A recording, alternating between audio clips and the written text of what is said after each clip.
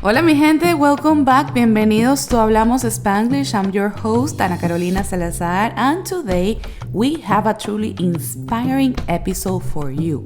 I'm sitting down with Elisha Gonzalez, a powerhouse who is all about lifting up our Comunidad Hispana, starting with financial literacy and empowerment. Elisha and her family came to the United States from Mexico City, and she's using her incredible journey to help others go from just surviving to truly building wealth.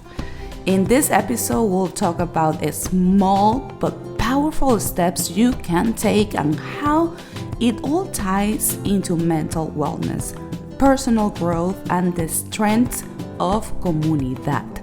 Her historia of resilience, family values, and success will inspire you to take action in your own life. Make sure you subscribe and turn on all the notifications so you don't miss this life-changing conversation.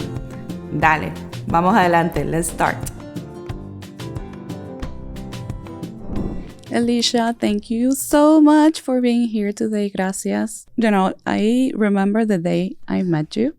I had just became part of the board at the Hispanic Chamber of Commerce here in Orlando. But I knew about you, before that, right? So for me, it was like a privilege just to be on the board and alongside with you. And I learned so much from you during that year. And, we were just talking, it's just turning that business relationship into a friendship. And you have supported me so much. And I'm really thankful for your friendship. Well, I feel very blessed that, our paths interjected and that we're kind of collaborating for the better good of our community. So I feel very blessed that our paths have crossed. Thank you. And I want to share because you have such an amazing story and you do so many things for our community at large, but also for our Hispanic community, right? But I want our audience to get to know you and your story. And so vamos a empezar from the beginning. Ay, Dios mío. Okay, vamos. So cuéntanos, tell us, where's Elisha from? Why did you come to the U.S.? Oh my gosh, I met your mom when I was working at Prospera. She was a mentor to me, so I have the privilege of knowing you too. And pero cuéntanos, how did everything start, your journey to the U.S.? It's been a wonderful journey, but with it also comes, some, like anything, bumps in the road. But I'm from Mexico City. And my parents decided to move to the States when I was 13-year-old. So as you could imagine, I was not a happy teenager. Yes. Because, change isn't easy. It's a time where, as a child, you're changing yourself. And you have your friends. Exactly. School, and the language barrier. And what does that mean? Will I be successful? Will I be accepted? All those kind of challenging teenage experiences. Pero we moved, and we moved to a town called Inverness, Florida. Okay. That's where my uncle lived. He had retired there from the military. And I don't know if you've heard of Inverness, Florida, Ana Caro, pero es un lugarcito bien chiquitito next to Ocala. Oh, wow. I want to say about 40 minutes away from Gainesville. Okay. So we moved from the most populated city on earth exactly to a very small American town. And that first, month was challenging. Just to imagine. Like culturalmente, Exactly. Just associating with people and not have, your necessities are an hour away to go shopping at. It's just, different. But also it became an opportunity for all of us to be resilient. Yes. And as a family, there's 4 of us. We said that we would make this work, right? There was a contemplation of, do we go home? Do we go back to Mexico? Exactly. But we decided to stay, and it's been an extraordinary journey. We feel very blessed. I know. You are a role model for all Latinas out there, including myself, even and your mom too, and I know that it has taken a lot of sacrifices, right? And we come from, Latinos, we come from different countries, different backgrounds, and also for different reasons, right? So I love that you guys, were able to find that resilience and stay together as a family and achieve all the amazing things that this country has been able to provide you, Absolutely. opportunities. Yeah, we opened a Mexican restaurant when we were in Inverness, and then the power of just making it happen, right? Because owning, as you know, being an entrepreneur is a peak and valley kind of profession, because sometimes there's great wins and sometimes there's lulls where business is not doing so well, and you just need to be patient, and you find the power of collaboration, of patience, of being kind and having grace. And we learned that from each other and the employees we hired, but it was truly a learning experience on how to, in perspective, I was, 14 years old as the hostess, right? And as I got older, the waitress. And so you get to really have that servant heart. Yeah. And that's kind of what I learned from that experience. I didn't know that about you. And now, of course, it makes sense because you are so passionate about giving back to the Hispanic business, owners and our community to help that you have served, part of Prospera, the Hispanic Chamber. You're now the chair of the board. So it's amazing, how, to look back and see, I went through this. I know what it is to be here. And now that you are in a possibility to give, and you're doing it. Yeah, but it's, and you know this, Ana, you are also a servant leader, right? And you volunteer, but Latinos have this kind of very passionate drive to succeed, but sometimes we all need a helping hand. We all need mentoring, advice, and it takes us to really give back and remind ourselves that we need to help others, not only for their economic well-being, but the economic well-being of our community. So I am very invested in seeing individuals succeed, companies succeed, but not only for them, but for the betterment of our community, because they're part of the fabric of our community. So how do we not? And they're hard, right? Yes. The small businesses are. It's hard work. It is hard. And also, but when you see, and I remember during the pandemic, and we saw so many small business closing, right, their doors. But the community, I think that's when they realize the importance of small businesses. And it was I remember telling Maria Angelica Jabrudi from Prospera, and I told her, wow, now I think it's your mission, everybody's going to understand Prospera's mission even more now, because they're the heart of the community, right? So I like how you said it's almost like the ocean came in, right? And the pillars left standing were small businesses. And what a testament to heart, to not giving up, and to knowing that there is hope. I do like that aspect of kind of when we're helping individuals, that they do have hope, and they know that there's light at the end of the tunnel, and that kind of fills my cup too, that we're working for the betterment of others. Yeah, definitely. And so after we were in Inverness and I graduated high school there from Citrus County, I went to UCF, so I'm a Knight. You're a Knight. Yes. Go Knights. Go Knight, charge on. Yes. And I obtained an education degree, so I'm an educator by trade.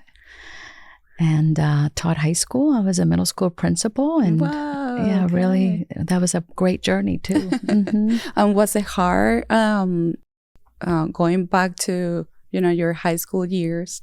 Well, you came when you were in middle school, right? So was it hard when you were starting to learn the language? And did you encounter any barriers other than that, when you're adapting to? It's, I think there's a component of that. I think there's self-barriers, where there's self-doubt, insecurity. Will I be accepted? Do I fit in? So I think that's that self-barrier. And then I felt very welcomed in a community that had no minorities. Wow. So that was a really a blessing. That's a blessing, yes. Indeed. But then there's the barriers of also, as you're trying to get ahead and you get older, there were those, a little bit of the barrier, not only of being Latina, but also being a woman. And so unfortunately, it becomes two-pronged, right? It feels like we're working harder, but why? We're doing the same thing.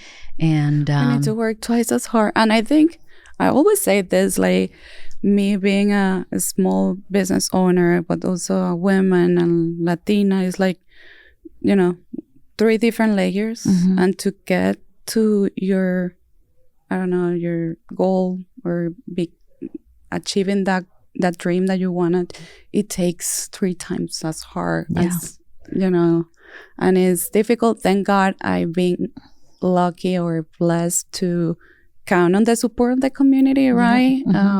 Because it takes a village. Yes. It takes a village. I like how you say that, right? You need to find the people that raise you up, that support you through the worst and the good. Yeah. And I think that helps us kind of remind us that it's okay. We can do anything, right? And then we know it's twice as hard. Yeah. Someday it won't be. Yeah. We're working for that. But we're working for that. And I think we're almost there. Yeah. But, in our country, obviously not worldwide, but it's thought-provoking that we're making a difference. Yeah, it is. It is. And Elisha, did you, going back to that little girl that came here, did you always dream on becoming, a leader for your community? Like, was that something that it was in you? Or did you had, I know you had a great role model in your life, but, was that part of you? Or, when I lived in Mexico City, I guess I didn't have those opportunities to find that in myself. But when I got to the United States and like in 7th and 8th grade and even in high school, I started getting involved in leadership roles, the government club. Okay. And I found this space where I realized my voice mattered. And then I joined the journalism team. And then it was like election time and I turned 18 and I realized my vote mattered. Wow. And then when I realized the power of voice, being involved, being engaged, then yes, Anna, I felt that I had like this purpose, this kind of angst and fire of bigger than you, bigger than me. Yeah. But it took time, once I realized about voting, and when I remember writing my first article, I think it was, oh my goodness, who was running? I won't even say who was running. That might really age me. And just feeling so connected to my voice matters and let's get others engaged. I felt the need that we need to contribute for the betterment of all. Yeah. And I think just by also teaching others, which was your first, right, your career. Yes. You were able to educate also next generations. And was that something that transformed your life when you were doing that? Teaching? Yeah. You know what I taught? I taught the International Baccalaureate program at a high school, and it was Spanish. But you know what I found myself teaching? That la cultura, our culture, and the nuances that comes with the differentiator of how important and diverse different opinions and thoughts mattered. And teaching that to students in that age demographic made me realize, too, I was almost like teaching myself of the importance of differences and how collectively it matters that we have different opinions in the room, because then it makes the decisions better. Wow. And, I always had students very upset with me. I thought you were going to teach us how to speak Spanish. Why are we learning about la cultura en España? And I go, because you need to know what makes up people, right? Exactly. And then their backgrounds. So that's what kind of my takeaway from that experience. Qué bonito. Sí. That's awesome. Awesome. And how, you end up in banking? I know, right? Full circle. But yeah. So, and also it's not only, banking, but you are leading a foundation, right, of financial literacy, which is so important.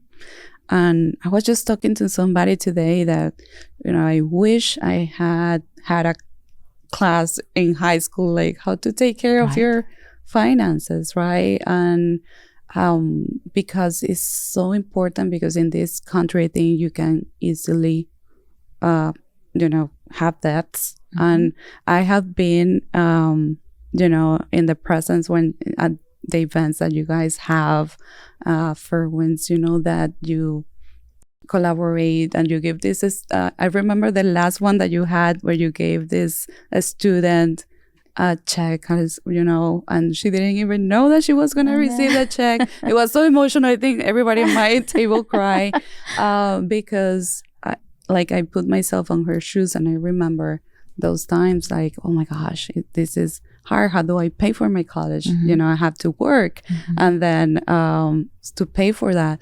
So, but I wish I had the opportunity to learn like how to save, how to stay out of debt. So tell me a little bit how your journey take you to Fairwinds. Yeah.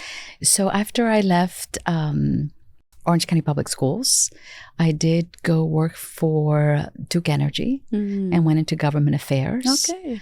And I'm sorry, before that I did go work for the U.S. Senate. Oh, wow. I went too fast. Okay. And then I went back to Valencia College and ran a nonprofit there that afforded scholarships to students of underserved communities and provided mentors and scholarships and hope and a scholarship to college. And so that's always been in you. That's always been in me about, how do we lift people up, exactly. right? It's about opportunities. I like what you said.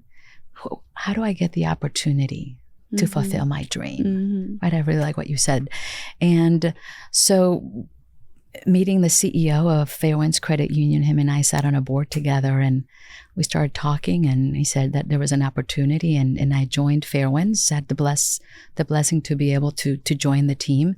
And I like what you said, even in any school time, none of us learned about financial literacy. And I was asked to lead the foundation, and it just brought me, even though I'm in a finance and a fintech space, it brought me back to education about how do we help individuals K through end of life, because financial literacy is forever, right? Exactly. Yeah. Like we need to have people, to start thinking about saving more, building wealth.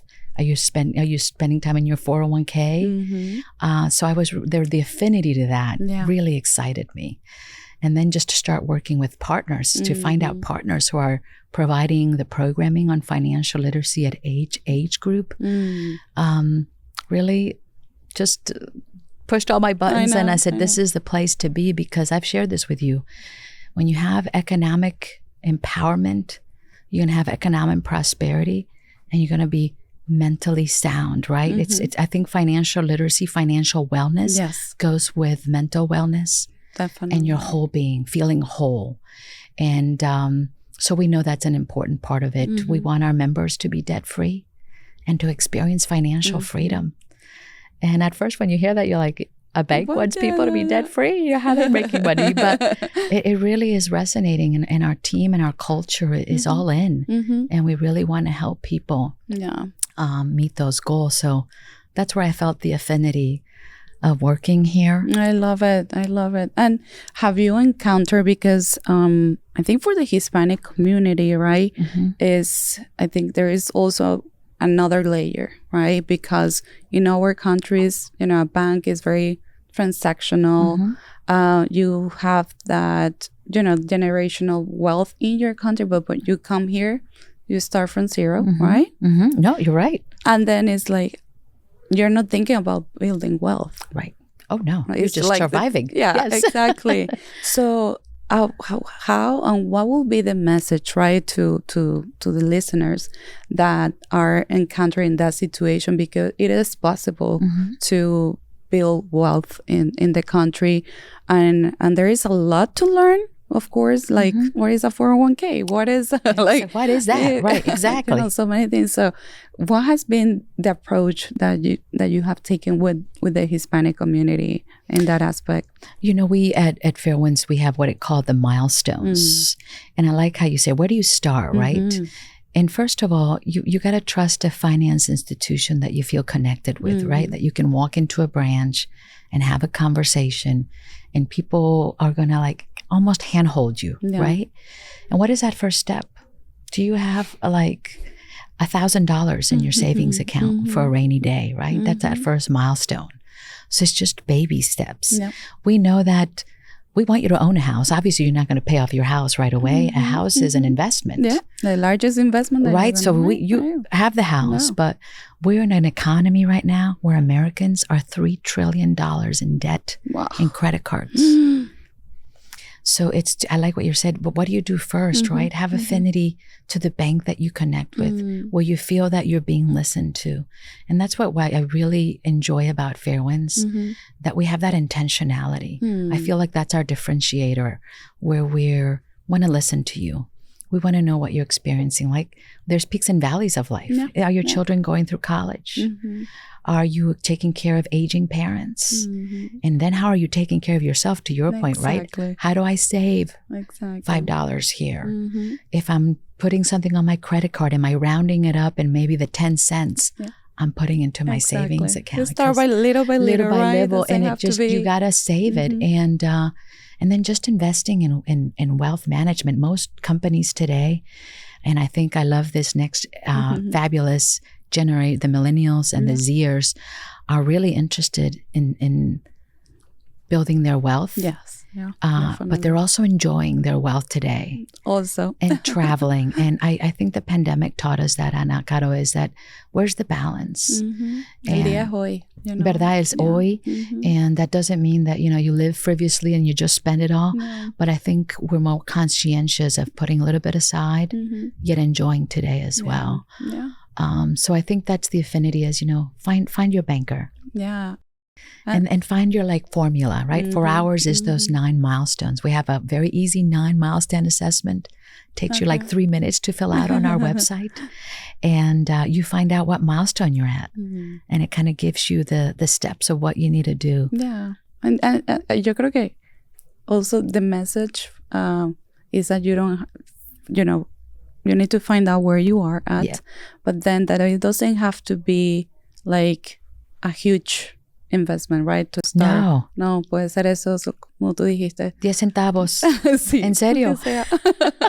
Right, but the importance is that you do it because, and there are strategies out there, right? So, right, like the snowball effect. Exactly. Yeah. And I had to do that. I started when I went to, I quit Prospera because I felt so, inspired by all the entrepreneurs that were starting their business, right? So I in my mind, I was like, okay, maybe one day I can do this. Yeah. But then I quit. I got all my savings out and I went to Spain. I did my master's degree over there.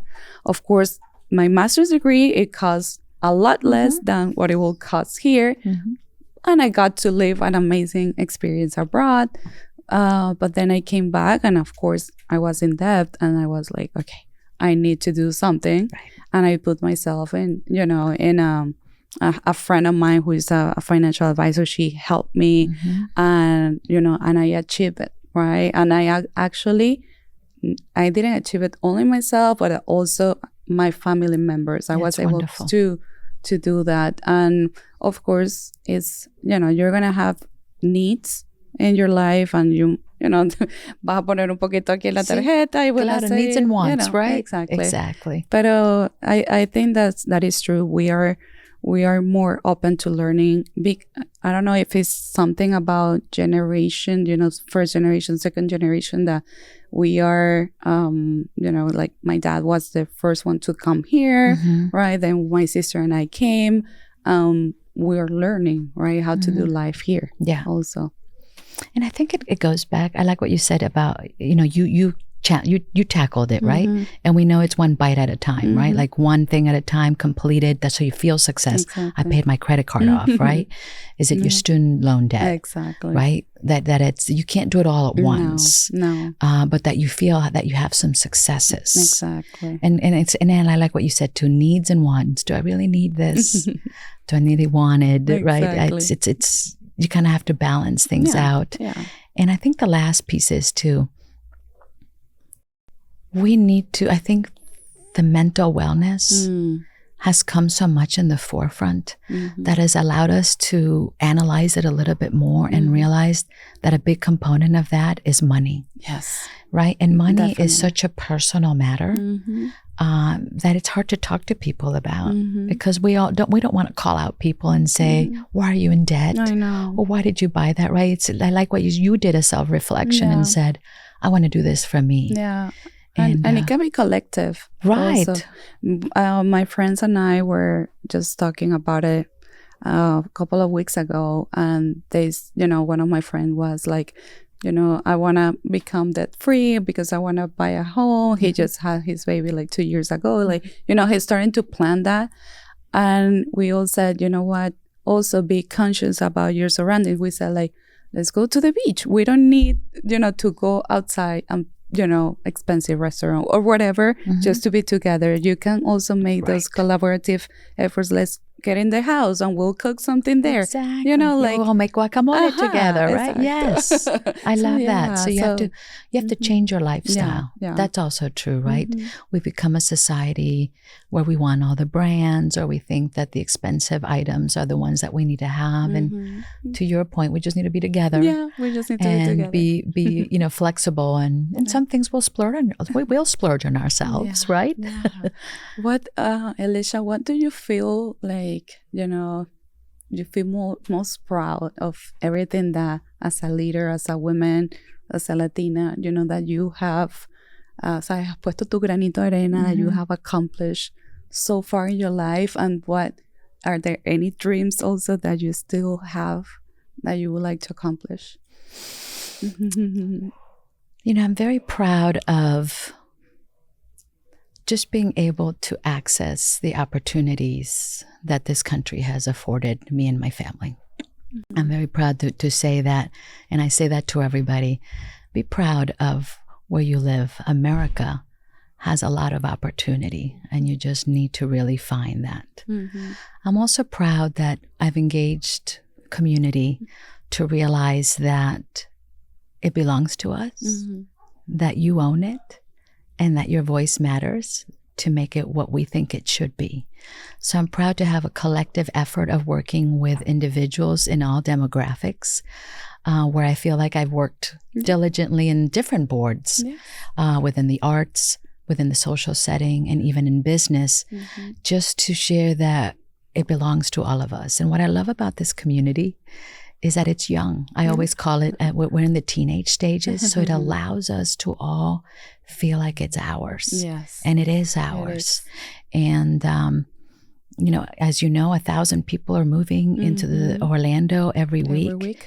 And so I feel very connected to that change and proud of my investment in learning about people and in learning of how to make relationships to see us move forward. I'm very proud of that. What do I see about what looks ahead? Oh my God, I still have like all these aspirations about, equity. Yes. And how do we have equity of all people on boards of every type, business, social, arts, because our voice, our perspective, and our diversity matters. And that, I think, is still in progress. Yeah. So I feel like I still have work there to do. And I just feel like I have just more to do, more to give, and I'm excited about that. And I think we're still, like I said, we're in a teenage stage, but I like who's moving into our community, who's stepping up to be part of it. And I love learning from every individual. And so I feel myself still learning and continuing that journey. And I love it because, like I said, you are an incredible leader. Your involvement in the community amazes me because you, Thank you. are like supporting so many organizations, like you say, in different stages, backgrounds. Like I know you're part of the scholarship fund, Hispanic Scholarship Fund too. So also not forgetting about your roots, which is something that it's so important, Carolina, because it gets lost sometimes because we're so moving so fast and we are making such a difference. But never forget where you came from. I like what you said. Who's going to give us opportunities? We need to mentor people.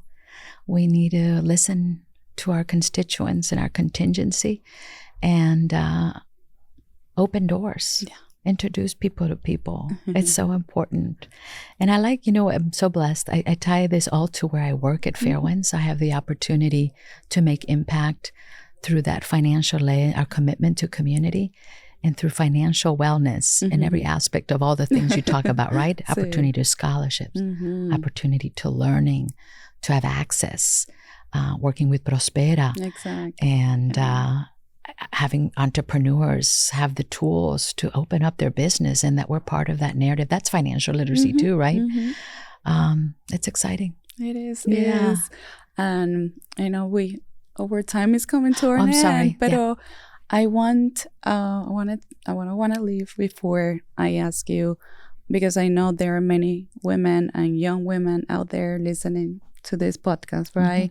And what will be that, como esa palabra, ¿verdad? Que le dirías a ellas, right? To encourage them, right? To follow their purpose, their passion, and if they want to become a leader, ¿cuáles serían esas herramientas, right? That they need to continue. Yes, good.